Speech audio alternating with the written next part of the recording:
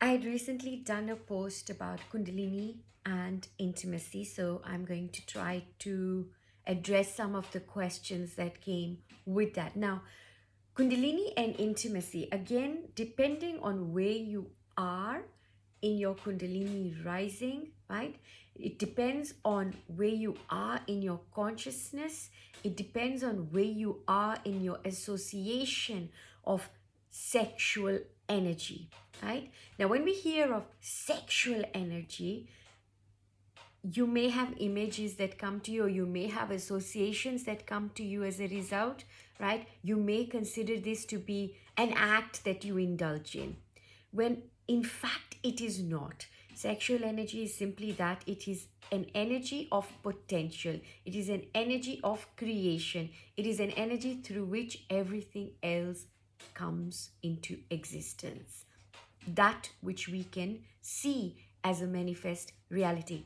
Now, with Kundalini and intimacy, and Kundalini and your sexual experience, now, when your Kundalini rises and it has risen above your crown chakra, and you've probably done your microcosmic orbit a few times, but you've been able to cleanse yourself fully so that you now have transformed your sexual energy into pure ojas. You have transformed that into cerebrospinal fluid, right? That is fully charged. Your pineal gland is almost fully decrystallized, so that you're now operating from a very full and expanded consciousness. Now, what happens in that? You move from moments of bliss to maybe moments of even almost despair, but not really despair. But you live your life with profound intensity in everything. Now, when it comes to sexual experience, the sexual experiences that you will have, or you have, when you have risen, the bliss that you may have experienced at an earlier point before your Kundalini awakening, and now will be very, very divergent. They will not be the same. For some of you, it might be very intense. For some of you, it might be very numb.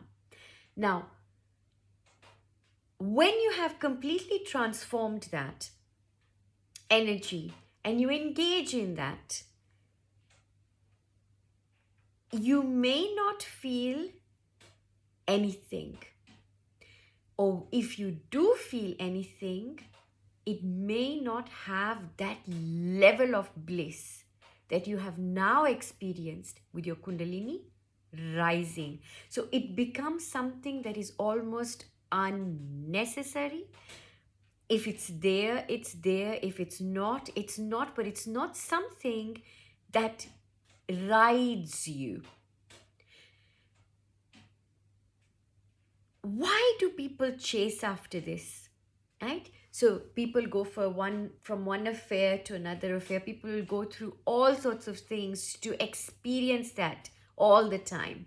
It's that moment of bliss that you're getting.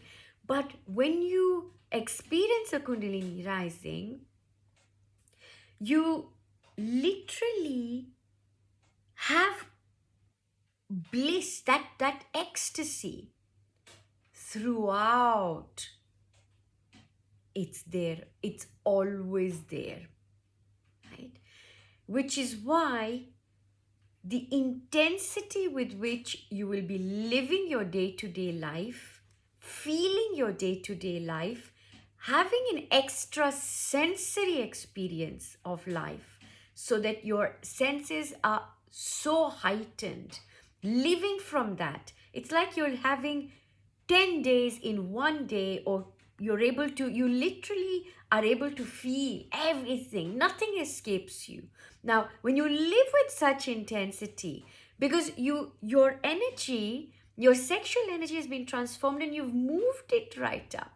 But it doesn't mean that you no longer have that sexual energy. It is still there, and you can still go and enjoy your conjugal relations, right? But the level of bliss you experience will change. Eventually, you may decide to become celibate, because not because you really have to, or you feel that it needed for you to get to a certain point, right? In fact, it is not that it is necessary, but it becomes an offshoot of your Kundalini rising. It's a very natural thing, because some of you who asked this question, how do you harness that energy? How do you control yourself when you feel as if there is an arousal? But actually, it's not an arousal. It's your Kundalini awakening stirring, but it feels like that because of the associations that we have about what sexual energy is. Now, if you drop the association and you drop that you even have to do anything about it, right? But you become aware of this energy, you can then direct the energy into where it is needed. And you'll find yourself becoming even more creative. You'll find yourself having more space. You'll find yourself full of ideas, bursting with life, bursting with energy. Because by this moment, when you have experienced the rising, you don't have so much mind stuff that is taking up space inside of you. And even if these things come and go, they literally go quicker than they have arrived. So you're able to become all the more aware.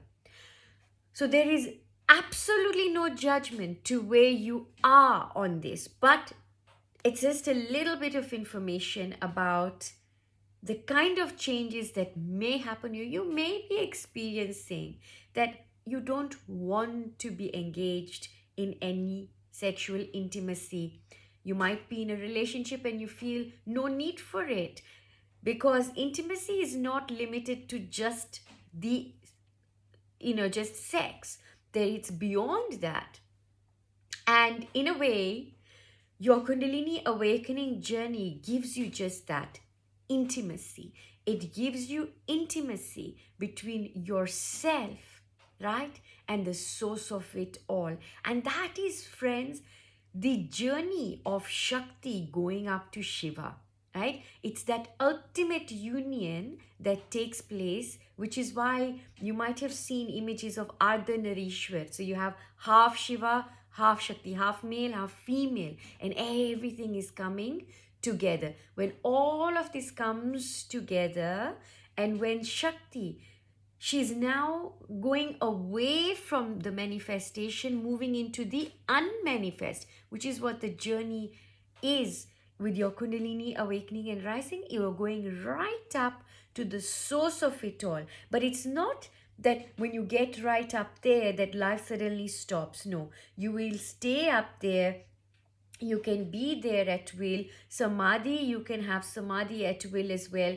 But you're able to come back down and experience the totality of your existence. And this is when, with all of this happening, you will want to serve. You will want to be there for everybody, right? But before you're there for everybody and everything, you're there for yourself.